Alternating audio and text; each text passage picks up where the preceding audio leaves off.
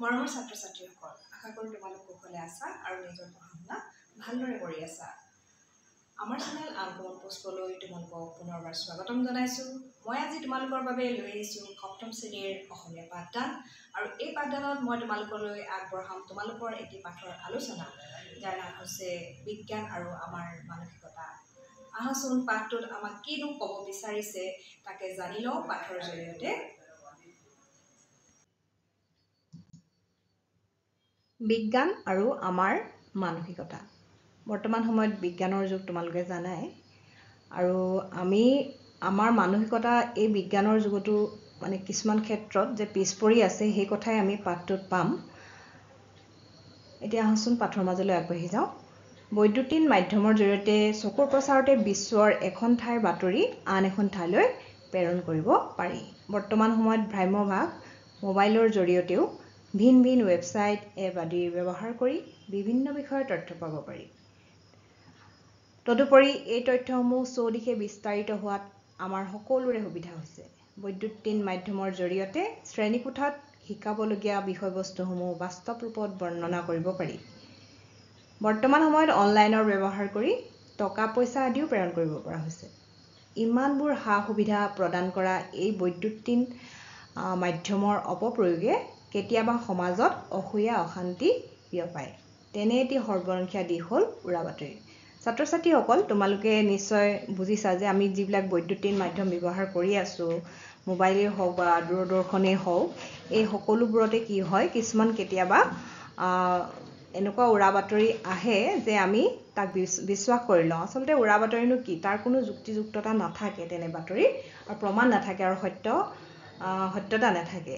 সেইকাৰণে সেইবিলাকক উৰা বাতৰি বুলি কোৱা হয়। আমি আচলতে সহজে উৰা বাতৰিবোৰ বিশ্বাস কৰি ল'ব নালাগে। এই উৰা বাতৰিবোৰে কি কৰে, সংক্ৰামক ৰোগৰ দৰে বিয়পি পৰি সমাজৰ যথেষ্ট ক্ষতি সাধন কৰে। গতিকে এনেধৰণৰ উৰা বাতৰিত ভুল নগৈ বাতৰিসমূহ যুক্তি সহকাৰে বিশ্লেষণ কৰি চাব লাগে। আৰু আমি গ্ৰহণ কৰাৰ সময়ত কি কৰিব লাগে, সেইটো যুক্তিযুক্ততাৰে বিশ্লেষণ কৰি চাব লাগে। সেই কথাবিলাক ক'বলৈকে এই পাঠটোত প্ৰয়াস কৰা হৈছে। ইয়াত এটা কাহিনীয়ে দিয়া হৈছে জংকী নামৰ এগৰাকী ছাত্ৰীৰ বিষয়ে, আৰু আমি পাম ইয়াত কাৰ কাৰ বিষয়ে কোৱা হৈছে বা কি ক'ব বিচাৰিছে। আমি আহাচোন পাঠটো পঢ়োঁ। ৰতনপুৰ গাঁৱৰ নতুন আদৰ্শ মাধ্যমিক বিদ্যালয়ৰ ছাত্ৰী জংকী। বুধবাৰৰ দিনটো ৰতনপুৰ গাঁৱৰ সাপ্তাহিক হাট বহাৰ দিন। হাট মানে নিশ্চয় তোমালোকে বুজি পাইছা, বজাৰ। বাটত গাড়ী মটৰ ভিৰ হোৱাৰ আগতে বিদ্যালয়লৈ যোৱাৰ বাবে জংকী সাজু হ'ল। আগদিনাখন বিদ্যালয়ৰ জাননী ফলকত পোৱা চিটা দিয়াৰ বাতৰিটোৱে গাঁৱৰ বহু অভিভাৱকক বিমূৰত পেলাইছিল। জংকীৰ মাক দেউতাকো চিন্তিত হৈছিল।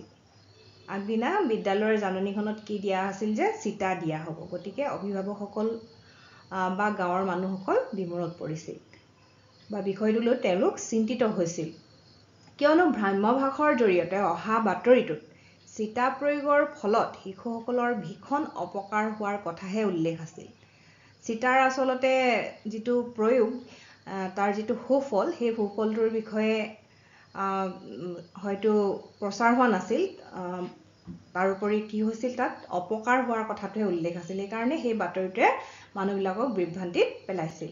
জংকীয়ে সেইদিনা বাটত কমল আৰু জেনিথক লগ নেপালে। তথাপিও তাই খৰখেদাকৈ বিদ্যালয়লৈ গ'ল।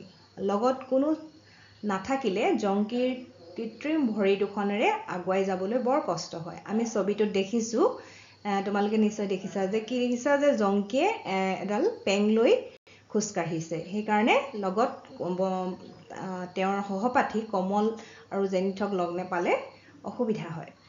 জংকী বিদ্যালয়লৈ গৈ খেলপথাৰ, শ্ৰেণীকোঠা আদি ক'তো নিজৰ লগৰীয়াবোৰক নেদেখি বিদ্যালয়ৰ ওচৰতে থকা সহপাঠী শংকৰৰ ঘৰ পালেগৈ।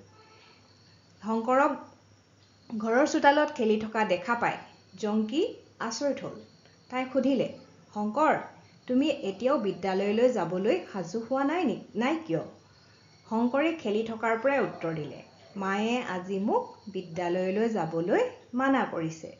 তুমিও ঘৰলৈ সোনকালে উভতি যোৱা, নহ'লে তোমাক চিটা দিবলৈ অহা মানুহে ধৰি নি চিটা দিব। আজি আমাৰ লগৰ কোনো নাহে।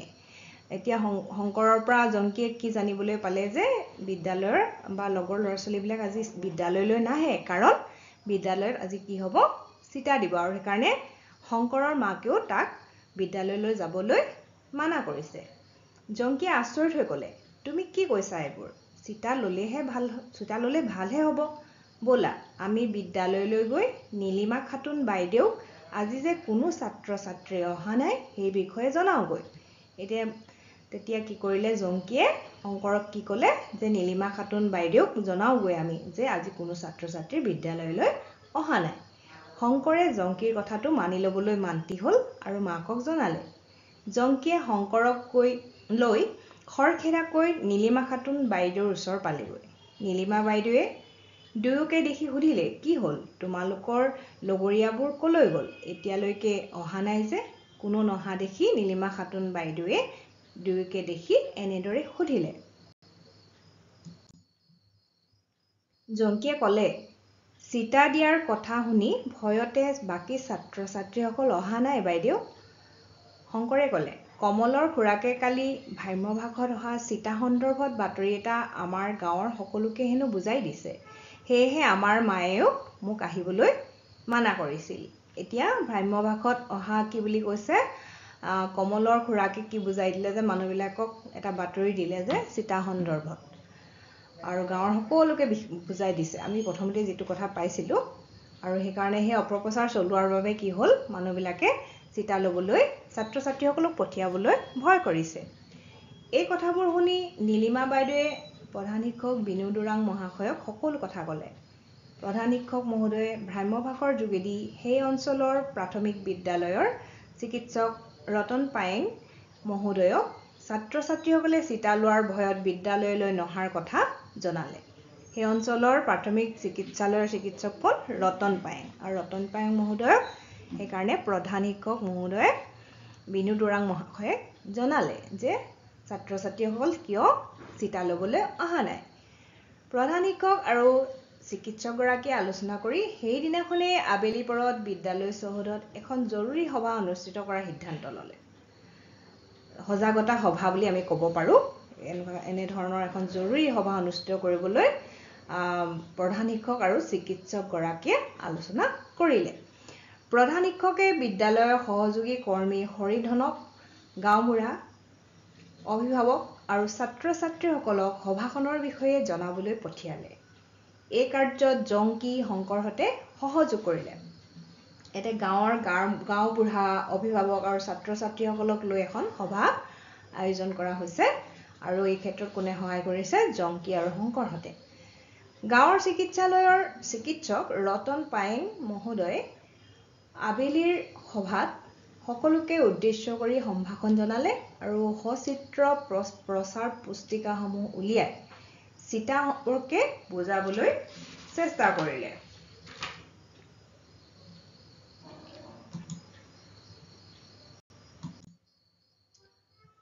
এতিয়া সচিত্ৰ যিবিলাক পুস্তিকা, মানে চিত্ৰসহ আছে, সেই পুস্তিকাবিলাক তেওঁলোকে লৈ আহিছে। পুস্তিকাসমূহ দেখাৰ পাছত অভিভাৱকসকল অতি উৎসাহিত হ'ল। গাঁওবুঢ়াই চিকিৎসক পায়েঙক ক'লে, আপুনি আমাক বীজাণুৰ সংক্ৰমণ আৰু প্ৰতিৰোধ ক্ষমতাৰ বিষয়ে কিছু জনালে আমি লাভৱান হ'ম।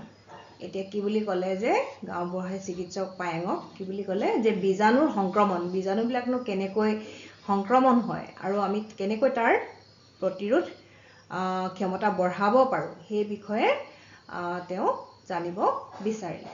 পায়েং ডাঙৰীয়াই মিচিকিয়াই হাঁহি ক'লে, নিশ্চয় পুস্তিকাসমূহৰ কথাখিনি আলোচনা কৰাৰ লগতে বীজাণুৰ সংক্ৰমণ আৰু ৰোগৰ প্ৰতিৰোধ ক্ষমতাৰ বিষয়ে ক'ম।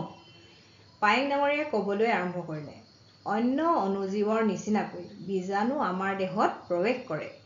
কিছুমান শক্তিশালী বীজাণুৱে পলিঅ', জলাতংক, ইনফ্লুৱেঞ্জা, হেপাটাইটিছ আদি ৰোগৰ সৃষ্টি কৰে। ছাত্ৰ ছাত্ৰীসকল, তোমালোকে নিশ্চয় এই বেমাৰৰ নামবিলাক নিশ্চয় শুনিছা। সেইবোৰ বীজাণুৱে মানুহৰ দেহৰ ৰোগ প্ৰতিৰোধ ক্ষমতা সহজে হ্ৰাস কৰে।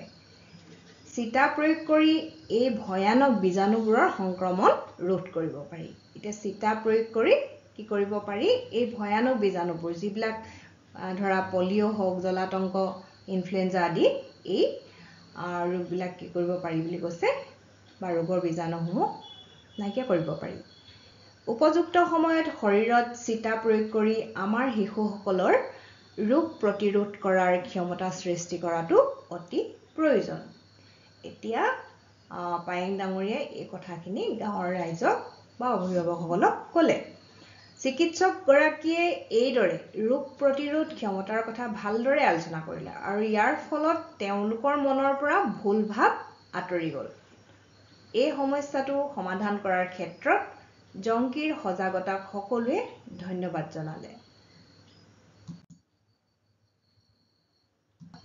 এতিয়া ছাত্ৰ ছাত্ৰীসকল তোমালোকে নিশ্চয় বুজি পাইছা যে চোৱা ভ্ৰাম্যভাষৰ জৰিয়তে যে সকলো কথা অহা মানে সকলো কথা শুদ্ধ নহয় সেই কথাটো আমি ইয়াতে প্ৰমাণটো পালোঁ আৰু পুনৰ সভাখনলৈ আমি চাওঁচোন কি কৈছে যে সেই সভাতে প্ৰধান শিক্ষক মহোদয়ে অনলাইনৰ মাধ্যমেৰে বা মুখে মুখে বাগৰি যোৱা উৰা বাতৰি ক্ষতিকাৰক দিশৰ বিষয়ে ৰাইজক জনালে সেইকাৰণে যে আমি যিকোনো কথাত পটককৈ আমি বিশ্বাস কৰি ল'ব নালাগে তাৰ আমি যুক্তিযুক্ততাটো বিচাৰ কৰি চাব লাগে লগতে এনে বাতৰিৰ পৰা সকলোকে সাৱধান হৈ থাকিবলৈ তেওঁলোকে ক'লে প্ৰধান শিক্ষক মহোদয়ে চিকিৎসক পায়েঙৰ খলাগ লোৱাৰ লগতে ৰাইজক সভাত উপস্থিত থাকি সহযোগ কৰাৰ বাবে ধন্যবাদ জনালে লগতে এনে উৰা বাতৰিৰ পৰা ৰাইজক বিৰত থাকিবলৈ পৰামৰ্শ দিয়ে আৰু সন্দেহজনক কোনো বাতৰি সত্যাসত্য জানি লোৱাৰ প্ৰয়োজন বুলি দোহাৰে উৰা বাতৰিসমূহ সমাজৰ বাবে এক প্ৰকাৰ হুঁচৰা ৰোগ মানে তোমালোকে নিশ্চয় বুজি পাইছা যে এজন মানুহৰ কিছুমান বেমাৰ হ'লে বা ৰোগ হ'লে আন এজন মানুহলৈও সেই ৰোগটো বিয়পিব পাৰে তেনেদৰে মানে উৰা বাতৰিসমূহেও কি কৰে আমাৰ মাজৰ পৰা মানে এজনৰ পৰা আন এজনলৈ যায় বাৰ্তা যায় সেই বাৰ্তা উৰা বাতৰিসমূহ আৰু তাৰ পৰা আমাৰ সমাজত কি পৰে বেয়া প্ৰভাৱ বা কুপ্ৰভাৱ পৰে তেখেতে ছাত্ৰ ছাত্ৰীসকলক এনে উৰা বাতৰিত বিশ্বাস নকৰি চিটা ল'বলৈ পৰামৰ্শ দিয়ে এতিয়া চিটাৰ প্ৰয়োজন কি সেই সম্পৰ্কে ইতিমধ্যে আমাক চিকিৎসক ছাৰে বুজাই দিলে আৰু সকলোৱে সেই কথা বুজিও পালে সেইকাৰণে পুনৰ তেখেতে এই যে উৰা বাতৰিবোৰ বিশ্বাস কৰিব নালাগে বা চিটা ল'ব লাগে সেই বিষয়ে পৰামৰ্শ দিলে প্ৰধান শিক্ষক মহোদয়ৰ পৰামৰ্শ অনুসৰি পাছদিনাখন পুৱা বিদ্যালয়ৰ সকলো ছাত্ৰ ছাত্ৰী যথাসময়ত ৰং মনে চিটা লোৱাৰ বাবে উপস্থিত হ'ল এতিয়া প্ৰধান শিক্ষক মহোদয় আৰু চিকিৎসকৰ সকলো কথা জনাৰ পিছত প্ৰধান শিক্ষক মহোদয়ৰ পৰামৰ্শ অনুসৰি তেওঁলোকে কি কৰিলে পিছদিনাখন পুৱা বিদ্যালয়ৰ সকলো ছাত্ৰ ছাত্ৰীয়ে যথাসময়ত চিটা ল'বলৈ আনন্দ মনেৰে উপস্থিত হ'ল ছাত্ৰ ছাত্ৰীসকল তোমালোকে এতিয়া পাঠটোত আমাক আচলতে কি বুজাবলৈ বিচৰা হৈছিল বুজি পালা নিশ্চয় আৰু তোমালোকেও এনে ধৰণৰ উৰা বাতৰিত বিশ্বাস নকৰিবা সদায় ডাঙৰৰ পৰা বা জনা উচিতজনৰ পৰা উচিত পৰামৰ্শ লৈহে সেইবিলাক কথা বিশ্বাসত ল'বা ছাত্ৰ ছাত্ৰীসকল তোমালোকে পাঠটো নিশ্চয় বুজি পালা বৰ্তমান সময়ত যে অযুক্তিকৰ কথাৰ ওপৰত ভিত্তি কৰি আমি কোনো কথা মানি ল'ব নালাগে বা আমি কথাটো বিচাৰ কৰি চাব লাগে সেই বিষয়ে তোমালোকক পাঠটিত আলোচনা আগবঢ়োৱা হৈছে আৰু তাৰ জৰিয়তে তোমালোকক বিজ্ঞান মনস্কতা গঢ়ি তুলিবলৈ যত্ন কৰা হৈছে আজিলৈ আহিছোঁ পুনৰ এটি পাঠদান লৈ পুনৰ আহিম ধন্যবাদ